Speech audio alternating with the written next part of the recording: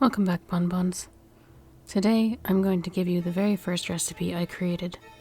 It's for raspberry ganache that actually tastes like raspberry.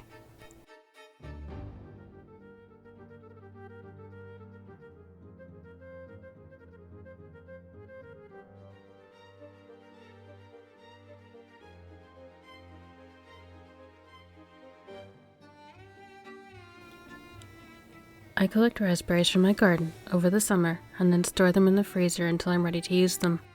But store-bought frozen raspberries are completely fine too. Frozen or fresh, heat them on low to help break them down.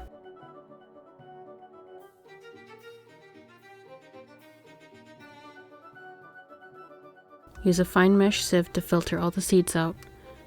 This is going to take some time and your arm is probably going to feel like it's breaking off from stirring, but you'll get there if you persist. You want as much juice out of them as possible.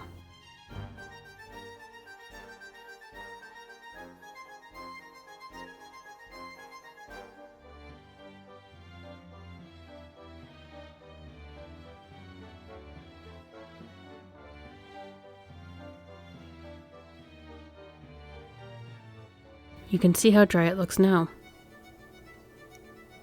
I'm going to reduce this to 25% of the starting weight of the juice. Make a note of this number once you've weighed it.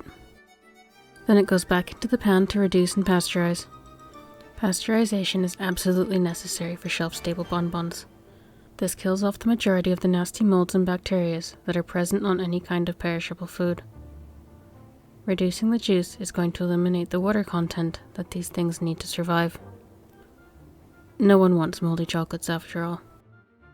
I have this on medium-low, holding the temperature at 160 to 170 degrees Fahrenheit. Reducing the juice typically takes an hour and a half to 2 hours.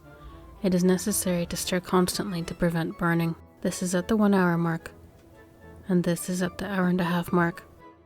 Reduce the temperature to low at this point. As the fruit sugar condenses, it will be easier to burn and carbon doesn't taste nice. Finally, at around 2 hours, it's a very thick paste. Don't worry if your reduction isn't exactly 25%, as long as you're within 5 grams or so, give or take. This seems like a lot of work, but you'll have to trust me, the flavor at the end is worth it. Now it goes into an airtight container and is reserved in the fridge until it's needed. Melt the white chocolate carefully. A bain-marie is better than the microwave in this case, as white chocolate is the easiest to burn. Remember to pull it from the heat before it's fully melted. It needs to stay in temper for a creamier and more stable ganache. This means keeping it below 92 degrees Fahrenheit.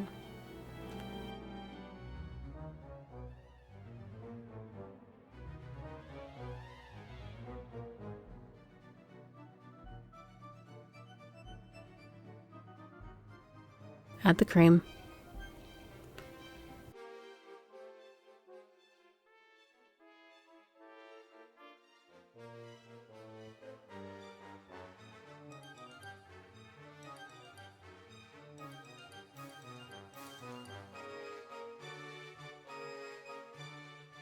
It doesn't appear that there is anything in this cup, so I'm going to call it magic.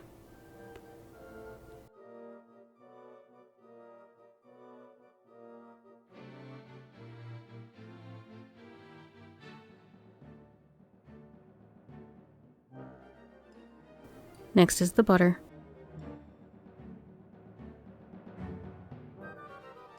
At this point, this is a basic white chocolate ganache. Next up is the real magic. This is Everclear. If you don't know what that is, you probably have a healthy liver. It is 96% alcohol. To put that in context, most beers are about 5% alcohol. If you aren't underage, you can get Everclear at the liquor store. This is approximately 1% of the recipe. You will not be able to get drunk or tipsy from this quantity, even if you eat the entire batch of ganache.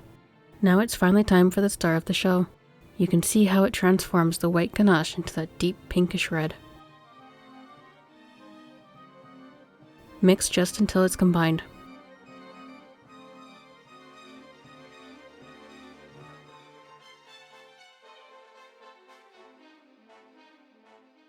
Now is the time to work quickly.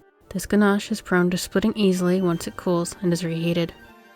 Because this is a stiffer ganache, I'm using a toothpick to gently stir each one and distribute it evenly in each shell so that it lays flat.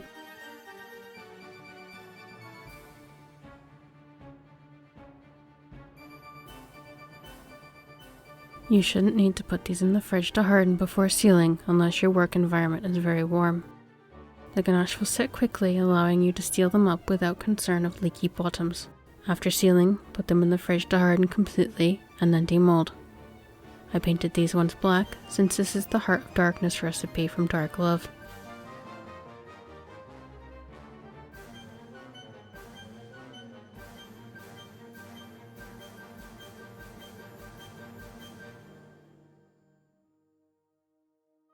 My thought behind the naming was that for every black-hearted villain in stories, there was a tragic backstory. So even though they seem like black-hearted, evil creeps, they have a sweet red center if you crack open their hearts.